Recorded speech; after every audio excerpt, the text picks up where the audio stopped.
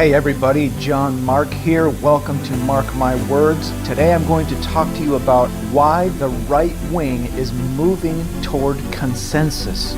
You say moving toward consensus on what? Well, I'm going to explain it to you, and I'm going to explain why it's so important and why this is such fantastic news. And I'm also going to give you one word that we need to be repeating to everyone within our earshot right now, because this one word is going to give people that are out there getting turned off by what the left is doing, it's going to give them the language they need to express what they're feeling. So I'm going to talk about that.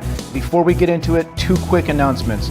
First, I've done quite a few interviews on the radio and internet shows, YouTube channels, so I have a playlist on my channel that has the interviews that I've done that are on YouTube, and I've been interviewed by a lot of fantastic people. There's one in particular that just came out this last week that I want to share with you because the interviewers on this show did something very interesting, which is they went through all of the major points that I made in my Civil War II Who Would Win video, which now has over 1 million views, and they not only added their own commentary and insights, but they asked me some great questions to bring out some more insight. And then they have a lot of law enforcement friends and military friends and former military friends. So in some instances, they were able to add some insight from their conversations and interactions with those types of people. That was really valuable insight. So I really want to recommend it to you. The show is called Prepping 2.0. These are not your escapist type preppers. These guys are really on the ball. And you can find the link to this entire show in the description. And that leads me into the second quick announcement I wanted to make, which is my upcoming videos.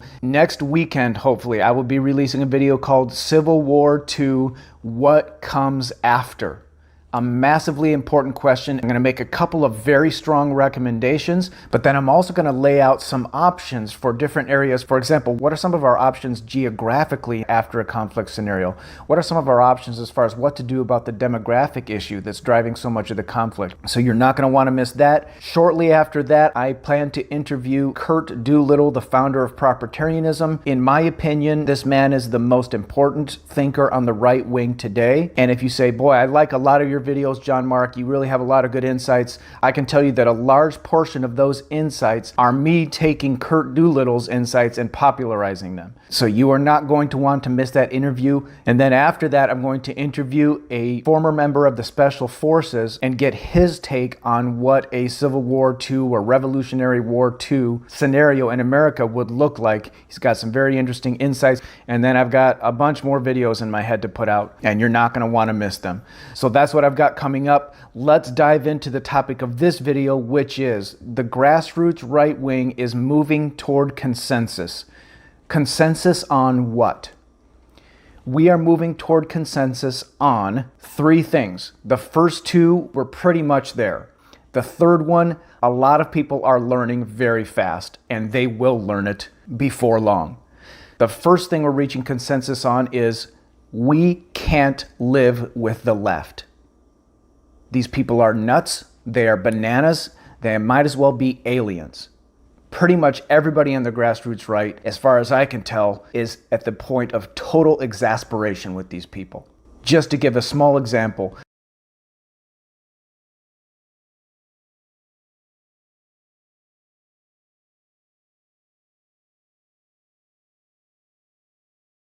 we cannot live with these people. We will not live with these people. And as far as I can tell, the entire grassroots right is on board with that. The second area where we're reaching consensus is we cannot teach the left. We're watching the left double down and double down and double down. If you look at the Democrat debates the other night, they're all tripping over themselves to see who can kiss non-white people on the rear end more than the other. They're constantly demonizing white people, and they're just doubling down and doubling down on this. And it's so predictable. Because as I explained in one of my most important videos called The #1 Law of Political Power, the most intolerant group always wins. So the people that demonize white people are the most intolerant, and so all of the politicians have to toe the line that those people enforce. If you say anything good about white people, if you say, hey, we should look out for the well-being of white people, if you try to even just be colorblind these days, they will rip you to shreds. This is what our enemy has become. So the grassroots right is realizing we cannot teach these people. They just keep doubling down. Now, there's a third area where we're not quite at consensus yet, but we are moving toward consensus. And that is around the issue that very soon we will not be able to outvote the left, simply because of immigration. Legal immigration, not even to mention illegal immigration, simply because non-white people vote 70% left. So the grassroots right is not only getting emotionally tired of seeing these non-white people just slam white people all the time and just double down on their anti-white identity politics, but they're also waking up to the fact that Texas is starting to move toward purple and it will eventually be blue. And very soon the Republicans simply will not be able to win any more elections. And there's data around this. Now, over 50% of conservatives say that immigration, and note, they're not talking about just illegal immigration here, they're just saying immigration in general. Over 50% of conservatives now say that immigration is a threat to our culture. And that's very significant. Now, some of you may say, well, it's just now getting to over 50%, but you have to realize most white conservatives have no ill will towards non-white people. But what they're realizing is that most non-white people, not all, but most non-white people do not act in reciprocity toward America and toward white people when they come here. So they are realizing this, and it's expressing itself in a survey like this. So why is the grassroots right wing moving toward consensus on these three issues? From what I can tell, there are three big factors that are causing us to move toward consensus. And by the way, this is a fantastic thing that this is happening. Some people say, oh, the grassroots right wing is not unified. Let me tell you something. The grassroots right wing is 100% unified around what we want to stop. Some of us may be Christians, some of us may be non-Christians, some of us may have different views on certain things, but all of us are 100% united on what we want to stop. We want to stop what the left wing is doing. If we're united around what we want to stop, which we are, that is more than enough for us to fight against our enemy. The only thing that the people on the grassroots right who are ahead of the curve are waiting for the people who are behind the curve a little bit to catch up on is the effect that legal immigration of non-whites into America has on our politics. It's basically suicide for the right wing because they vote 70% left. That's the only thing that the grassroots right wing is not completely unified on. And that's not a difference as far as the end goal of what we want to stop. It's more of an issue of some people just don't realize yet that non-white immigrants vote 70% left. As soon as they hear it, in my experience, the vast majority of them say, this is not good, and they're instantly on board. So there's tremendous unity on the right, and we are reaching consensus. Why are we reaching consensus? Three reasons. Number one, and this is a shout out to all my fellow right-wingers out there who are content creators and also just ordinary people that go out on social media, go out and talk to their friends and teach people and help people understand why this is happening and how we have to fix it. The first factor here, I have to say, is the hard work of right-wingers to help educate our fellow right-wingers and educate anybody who will listen is making a difference. It made a difference in the election of Trump, and it is continuing to make a difference right now. So I just want to give an encouragement out there. If you have a content creator that you really like, donate to their Patreon, help them out financially, spread their work. And that's not just for me. I appreciate my Patreon supporters so much. You guys are awesome. You definitely make a difference. We are making a huge difference together. Any of the content creators out there that you think are doing a great job, support them, spread their stuff. The most commonly asked question I get is, how can I help? Well, right now, the number one thing you can do to help is just share my videos. It's that simple. And a lot of you have a lot more talent that you can do a lot more things than that, and a lot of that can be utilized. But even just the simple act of sharing this around, every person that understands how to abandon the failed strategies that we've had in America and Western civilization and what to do instead makes a difference. So that's the first factor. We're just going around and educating people, and anybody that's willing to listen has a lot of avenues to learn now, and that is absolutely fantastic. So that's the first factor. The second factor is the left is following the path that leftism inevitably leads to. It always leads to some form of communism. This anti-white sentiment, white people are the problem, etc., this is just communism. It is exactly the same thing as what killed 100 million people in the 20th century. Exactly the same. It's just race and gender-based instead of class-based. And there's a little bit of the old class-based communism mixed in there too. But this is completely predictable. And do they ever learn? No, most of them do not. They double down and they double down and they double down until everything they touch burns. So it's very predictable that anyone with a shred of sanity looks at these people and says, no, thank you. So the left is doing a lot of our work for us. And I don't think that needs much more explanation, especially for this audience. The third factor, especially in recent weeks, that I think has made a big difference is Donald Trump's tweets.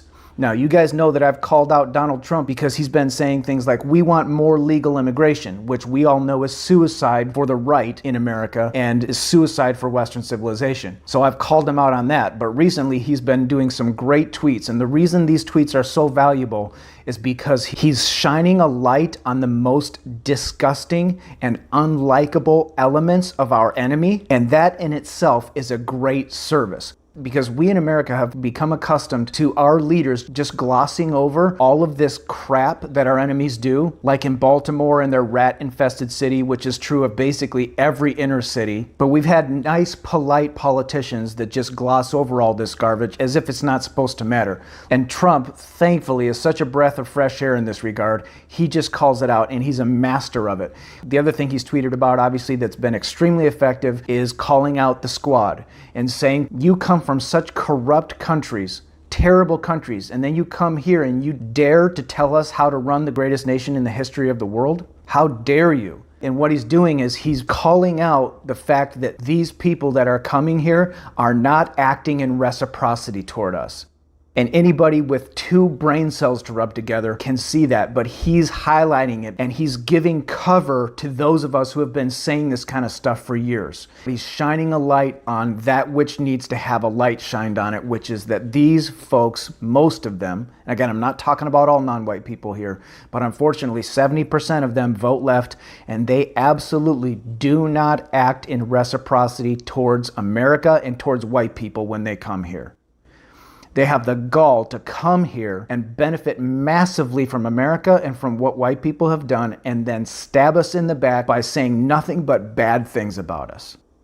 So it's a smart electoral strategy for him, because I'm sure he has data that the squad is not popular among independents, for example. And of course, he knows that his base hates the squad, so this is smart of him to do.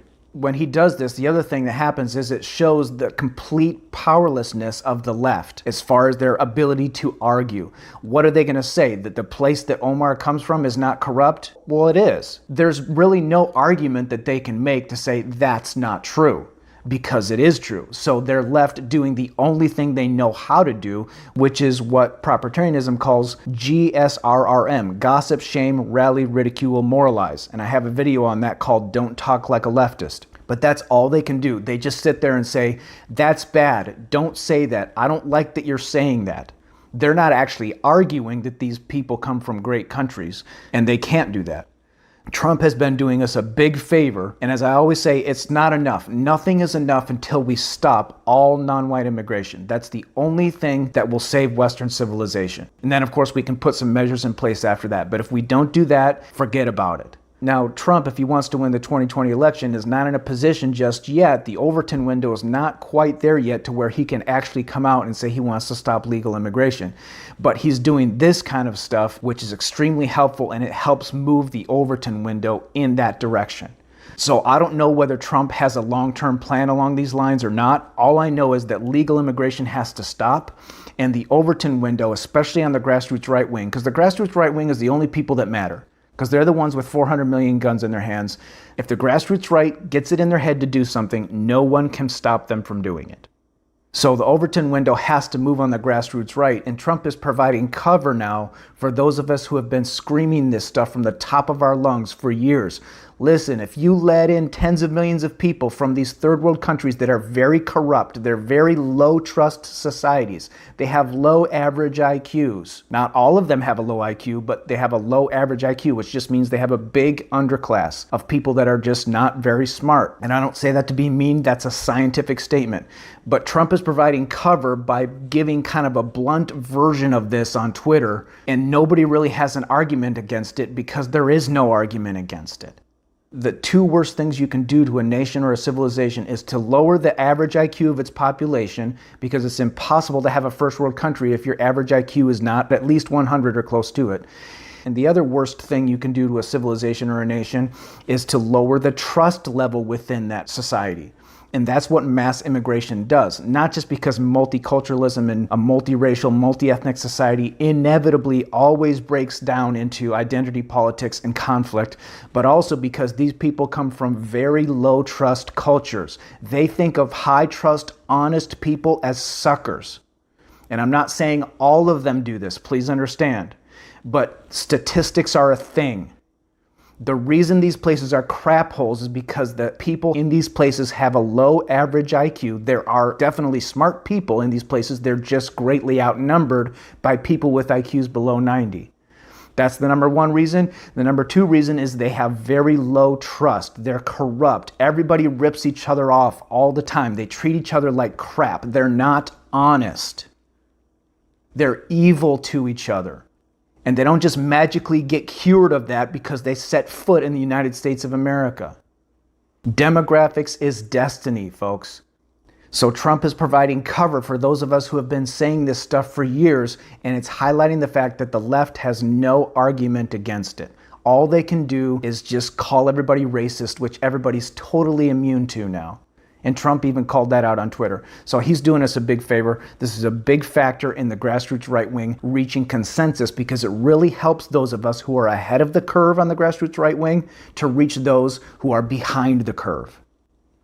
Trump is bridging that gap for us right now with his tweets. So it's not enough. We need to stop all non-white immigration, but it helps us get there by moving the Overton window. Now, I want to close by giving you one word that we need to be repeating out there all over the place. To our grassroots right-wing friends, to the civic nationalists, to anybody that will listen. And that word is reciprocity. Reciprocity. Why is this word so important? Reciprocity is basically the right-wing instinct in a nutshell. And a good friend of mine on Facebook, who's a genius, recently pointed out to me, he said, even normal people are starting to realize that the squad and these leftists, there's something really wrong with them, but they don't have the language to express it. When you use the word reciprocity, it gives them the word they need to express what they're feeling. People are sensing that non-whites are not acting in reciprocity towards America and white people.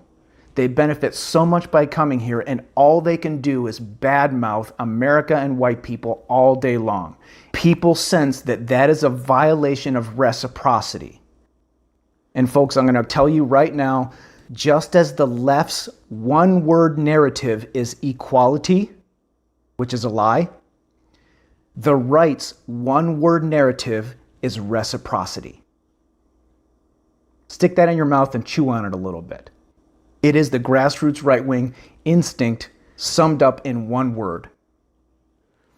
And it will be very powerful as we put it out there.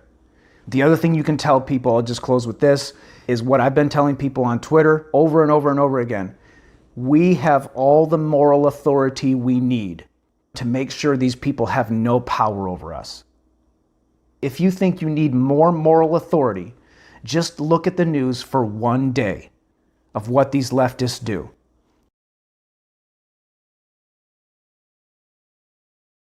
For speaking the most common sense thing in the world, for speaking out against child abuse. Folks, we have all the moral authority we need. So go out there and give those two messages to people. Reciprocity. These people are violating reciprocity. They're acting like we owe them something, and we don't. And not only do we not owe them something, but we've been very generous to them, and all they can do is badmouth us. Reciprocity, reciprocity, reciprocity. We are going to enforce reciprocity. And number two, tell your fellow grassroots right-wingers, we have all the moral authority we need. We don't need any more moral authority.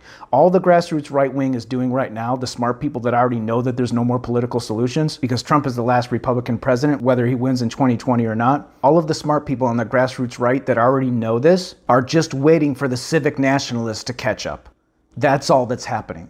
Sometimes people say, why isn't somebody doing something? It's because the smart people know that the grassroots right-wingers that are a little bit slower to learn are learning very fast. And it just makes sense to keep having them learn right now. It doesn't matter if the left learns. The left is not going to learn. I've already told you that in my videos. You should understand that by now.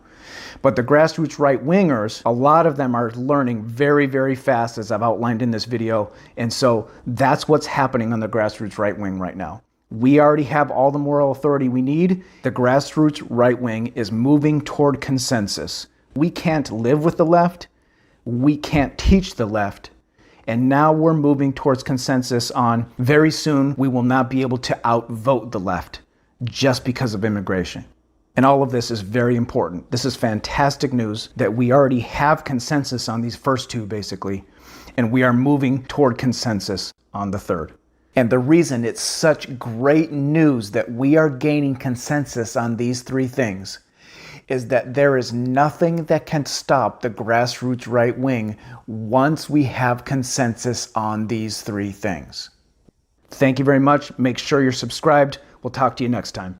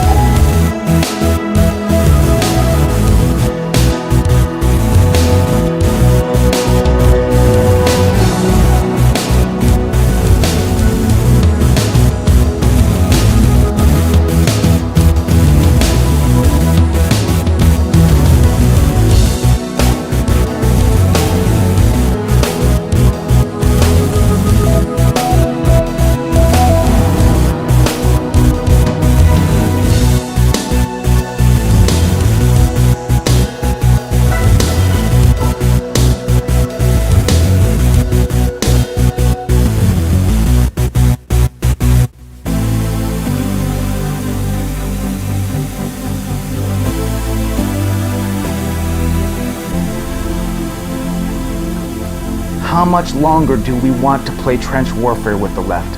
How many more times are we going to have to fight this battle? You know what my answer is? 0. 0 more times. This is going to be the last time.